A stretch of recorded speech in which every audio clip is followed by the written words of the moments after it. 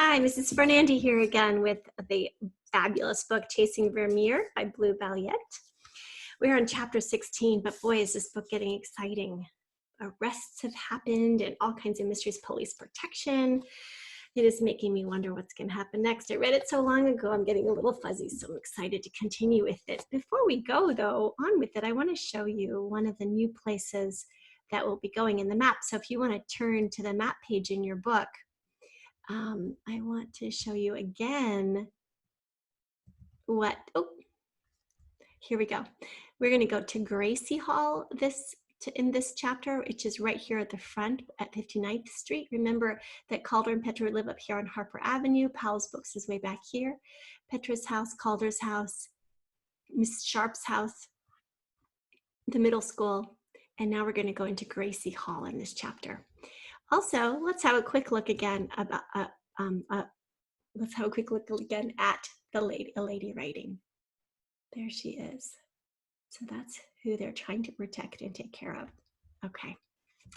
All right. This chapter is called A Morning in the Dark. The university school was built around a central courtyard. Gracie Hall, now the lower school, had been built in 1903 as a home for John Dewey's radical new school. Remember, John Dewey was an early educator and had a lot of wonderful ideas about education, and he worked over 100 years ago. Forming the west side of the quadrangle, King Hall had been built almost 30 years later for the University of Chicago's education department. The idea was to be able to observe what was going on in Dewey's now famous laboratory. A new middle school building built in 1990 was on the east side, and the high school, built in 1960, on the north. Poppyfield Hall, tucked behind the high school, dated back to 1904 and had music and art rooms. The following morning, Calder and Petra sat on a bench in the Gracie Hall lobby. They were facing a stone fireplace that had a bust of Francis Parker on the mantel. Parker, a colleague of John Dewey's, had a university-high baseball cap on and a red scarf around his neck. The painting is small, remember? The canvas is only about 1 foot by 1.5 feet. Calder was fiddling with his pentominoes. Think, hundreds of kids and grown-ups go in and out of this building all day. There are cleaning people in here at night. What's a place that no one would disturb? Calder pulled a pentomino out of his pocket and looked at it. They both stared at the T in Calder's palm. T for 12. There aren't 12 floors. I don't get it. Calder shrugged. Petra sat up straight, her knees cupped in her hands. Let's try to think like Miss Hussey. She'd find a place with no leaks or mice or anything. Calder was scraping the tea back and forth on the wooden bench. 12. Does Miss Hussey have 12 of anything? She wears all those earrings. There's a key, a pearl, a high-heeled shoe. Calder was muttering now. Key, pearl, shoe, shoe, pearl, key, pearl, shoe, key, heel, key, pearl, heel. Hey, that sounds like keep her here, doesn't it? Petra laughed. Now you've got me thinking like a pentomino. Maybe this means she's in Gracie Hall. Calder, in his excitement, gave Petra a quick bear hug. Good thinking, he said. Straightening her glasses, she tried not to look too pleased. He and Petra agreed that they should pretend to make a master map of the school. This would give them an excuse to poke around during lunch. None of the classes aside from their own would know that it wasn't an assignment. At lunchtime, armed with measuring tapes, clipboards, and pencils, they'd covered the first floor, checking even unlikely places. They looked in storage closets, behind file cabinets, under the beds in the nurse's office, inside old paper towel dispensers in the bathroom, around the coat rack in the director's boardroom, and beneath hats and mittens in the lost and found. On day 2, they covered the second floor, although it was hard to be thorough. Most of the classrooms had 100-year-old built-in cupboards and drawers and bookshelves, and it was awkward explaining why they had to look into those to measure the room. Petra got bitten by a hamster, and in the science room, Calder accidentally allowed a box of hissing cockroaches to escape down a heating grate. Petra dropped a hunk of limestone being examined by 4th-grade geologist on her toe, and Calder got a 3rd-grade teacher angry by trying to look behind her bulletin board and knocking off some drawings of the Great Chicago Fire. They had worked their way through Gracie Hall except for the basement, which was locked. They decided to talk to Mrs. Trek, the lower school principal, about letting them in. Always enthusiastic about kids' projects, she could be counted on to help. They explained about the map, and she agreed to take them down there the next day. That defeats the whole purpose, Calder was digging in his locker for his math book. He didn't realize that Petra had walked ahead. A voice behind him said, "Talking to yourself? Where's your girlfriend?" It was Denise. Calder felt his face get hot and slammed his locker door. Someone ought to hide her somewhere, permanently. On Monday morning, they met up with Mrs. Trek as planned. Reminiscing about the kindergarten field trip to the basement, a tradition in the lower school, Calder and Petra watched as the principal struggled with the bolt. They'd forgotten how weird the place was. The walls were fieldstone, and the floor went uphill and down. Right angles had clearly been abandoned below ground level. They saw piles of rolled rugs, broken benches, a tangle of plumbing pipes, even a clawfoot bathtub. There were spidery shapes made of old desks stacked on top to top. Mrs. Trek had just unlocked the supply room when her cell phone began to ring. A parent needed to speak with her in the office. "Oh dear, will you be okay down here for just a minute? I'll be right back."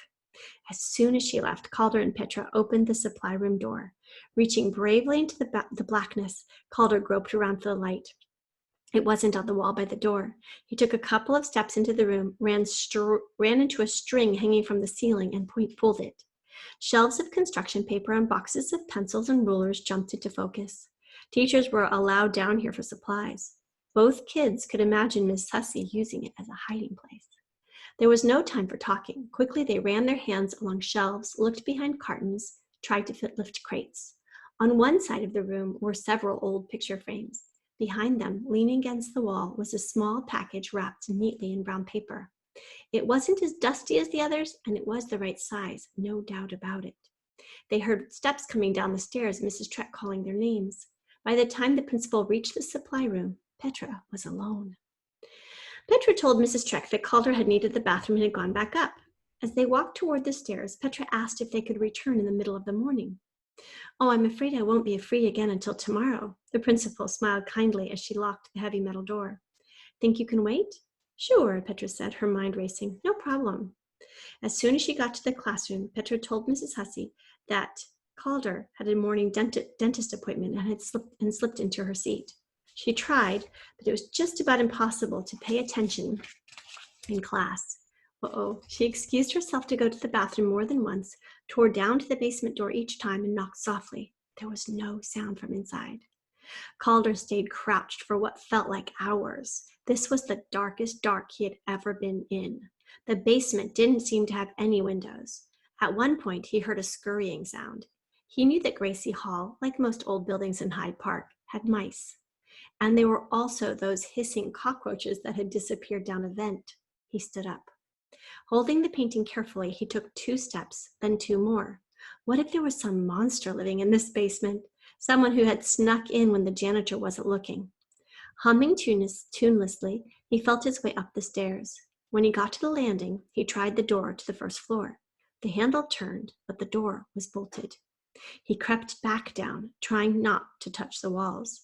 Better to stay out of sight. Maybe, if he was lucky, someone would come down to get pencils and leave the door open long enough for him to slip out. He reminded himself that he was probably holding one of the greatest treasures of the art world. What were a few hours of his life next to all the adventures the lady must have been through in her 300-some years? Besides, now he and Petra would be famous. They'd be interviewed on TV. They'd be in the Chicago Tribune. Groping his way along, he found a chair and sat down slowly. He'd better stop daydreaming. A number of things had to happen before the painting was safe. If it was the painting. To occupy himself, he worked on some puzzles in his head. First, he made 3 different 12-piecers. Then he tried writing to Tommy, but without the code, it was tough. Soon, Calder felt himself wanting to doze. It was so quiet and so dark. Petra hurried down to the lower school office at lunchtime. "Mrs. Trek isn't here, dear. She's gone for the rest of the day." The secretary looked irritated. Petra felt a rush of determination. "The basement. My friend Calder and I need to finish an assignment by today. Is there someone who could let me in?" "We don't allow kids down there alone. You know that." "Mrs. Trek said it was fine for us to finish our research, though," Petra lied. She said she'd make an exception, please, plus we're sixth graders. The secretary looked at Petra and sighed. All right, just let me get my lunch. While the secretary was gone, Petra looked carefully at the top of her desk. Maybe the keys were inside the drawer. If she found them, should she race down and let Calder out? If the secretary came with her, she'd discover Calder had been there all morning. It'd be better to get blamed for taking the keys. She stepped quickly over to the desk, jerked open the door, and found, sure enough, the fat ring of master keys. Stuffing them into her pants pocket, she headed toward the basement entrance as fast as she could go without looking conspicuous. She waited outside the basement door, pretending to use the payphone until there was no one in either direction. Her hands were fumbly and damp. First one key, no. Then another, no. Someone was coming. Petra picked up the phone again, her heart pounding wildly. She felt sure the person walking by would hear it, but they didn't stop. The third key turned easily. Pulling open the basement door, she clicked on the switch and slipped inside. Calder, Calder, she whispered at the foot of the stairs. There was no answer. It was too quiet. Couldn't he hear her? And her eyes adjusted to the dark. She made out a small figure slumped in a chair. The package was still held tightly in his arms. Her first thought was that he died of fright. She hurried over and gave him a prod. He popped upright. Geez, Petra, I ought to get 10 pounds of blue ones from being down here all this time. I'm glad you're all right, but hurry up, Calder. I had to steal the keys. Hurry. They were up the stairs, peeking out the door, and in the front hall in seconds. They clicked the basement door shut behind them. Petra grabbed a jacket from the lost and found box in the lobby and covered the package with it just as the secretary came around the corner carrying her lunch.